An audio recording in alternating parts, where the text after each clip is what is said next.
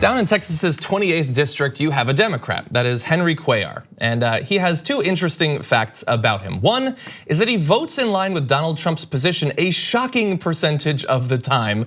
I would imagine that there'd be some Republicans who would defer from the president more often than this Democrat. The second, though, is that he has not had a primary opponent since 2004. So it has been a very safe, very cushy spot for Henry Cuellar. That changes now, and we're joined by the woman who is primarying him this time around, Jessica Cisneros. Welcome to the Damage Report.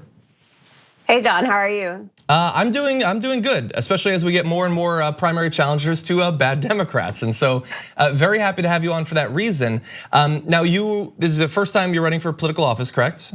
Yes, that's right. And you have a connection to Cuellar, which we're gonna get into in just a minute, but for people who might not be familiar with you, your story, where you're coming from, tell the audience a little bit about yourself. Of course, I was born and raised here in Laredo, Texas, right on the border. I'm the proud daughter of Mexican immigrants, and my parents worked hard for many years to build a home for the Cisneros family here. And although, it was rough growing up here, we didn't have much growing up, but my parents and I, we had a commitment toward each other. And thanks to them, now my sister and I, she's a doctor and I'm a lawyer.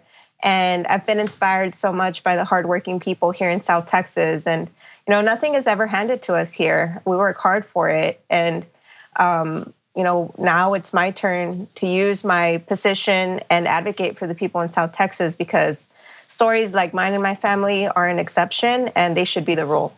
So what is it about Cuellar that you think merits a primary challenge? Well, just the stuff that you mentioned right now, and there's so much more. He's voting with Trump 70% of the time. He's Trump's favorite Democrat. He's taking money from ExxonMobil, the Koch brothers. He has an A rating from the NRA. He supports and takes money from corporations like Geo Group and George Soley, the CEO. And it's that fact especially is outrageous to me, because just like me, he is the son of Mexican immigrants that are also working in the fields, picking fruit and vegetables. And now he's taking money from Geo Group and he's condoning the separation of families that look just like his. It's ridiculous to me. And so as we alluded to earlier on, you actually have a connection to Cuellar. You interned for him and now you're running against him. Tell me about that transition.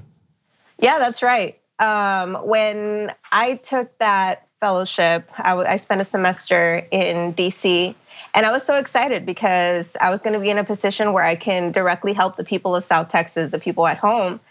And when I got there, it was a very insightful experience, because while I did, see the legislative process firsthand, I also saw that he was silent on so many issues that affect people here in South Texas. Primarily, our access to healthcare here on the border. We have to go to Mexico, rely on another country to be able to get our healthcare. We go across to go get our doctor's visits, insulin, any prescription medication, things like that. And that's not right.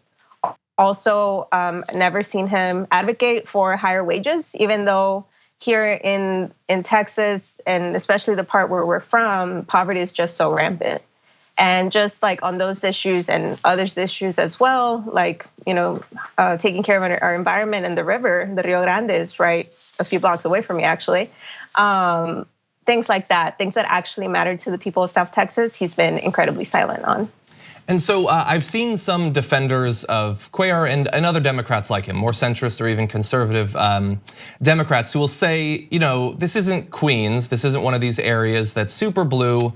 In a more conservative district like this, can we really afford to have a progressive win in a primary and then have a much harder road through the actual election, the general election? How do you respond to that sort of claim? So what I've been hearing from his spokesperson is that this ain't the Bronx, baby. I take particular issue with the baby part, probably because I'm a woman and they're using that kind of language with me. But everybody, you can look at a map. Everybody knows this isn't the Bronx. This is the border. And we still have these issues of, again, we have problem accessing healthcare. We have problems supporting our family and being able to provide for them. We have environmental issues here at home. And we want to get the money out of politics, because that, I believe, is my number one issue, because that is the root of all the problems that we have here in South Texas. Because leaders like Cuellar are catering to outside interests And instead of listening to the people here at home, he's listening to the interests of those other corporations. And that myth that this area of the country is very conservative, it's a myth that is perpetuated by supporters of him and by Cuellar, because of that, he's able to justify his silence and inaction and the harm that he's doing to the people of South Texas. This is like our 10th or so day of the campaign, and we've been in South Texas already talking to people, and lo and behold, we're not conservative. It's just that we haven't had an option for 12 years. There's a lot that's been going on in the news that I would love to get your reaction to, but one topic that was that came out just in the past week, I know you write down on the border, the recent news about the Trump administration defending their treatment of migrant children, saying that they don't need to be able to go to sleep, they don't need soap, they don't need toothbrushes and all that. When that came out, how did you react to that news? I mean, unsurprising, right? When it's coming from this administration that keeps fanning flames, the flames of bigotry and racism, and we have a white supremacist president. We do. So it's not shocking that these policies are being implemented and that he's saying all these things. And the people here in South Texas, we're tired of being a target of his terrorism. Families are scared. And he's just holding the threat of raids over the families' heads, like the people here. He's holding that. And we are tired of being used as bargaining chips. We are tired of being used as, he just turns around and demonizes the people here. People that are just coming here to be able to provide for their families or flee persecution in other countries that our immigration policies were what caused the problems over there, our domestic policy. And we need to take responsibility for what's going on.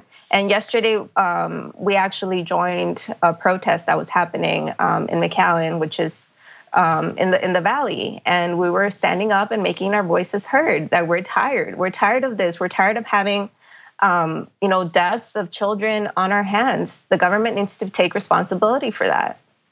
Well, I certainly appreciate that. And Jessica, thank you so much for joining us. It's going to be a long campaign. Hopefully we can talk more as it proceeds, and good luck with your challenge against Cuellar. Thank you so much.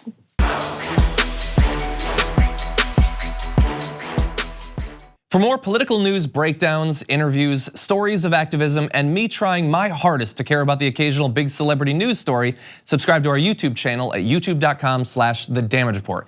And you can ring the bell wherever it is so you don't miss anything.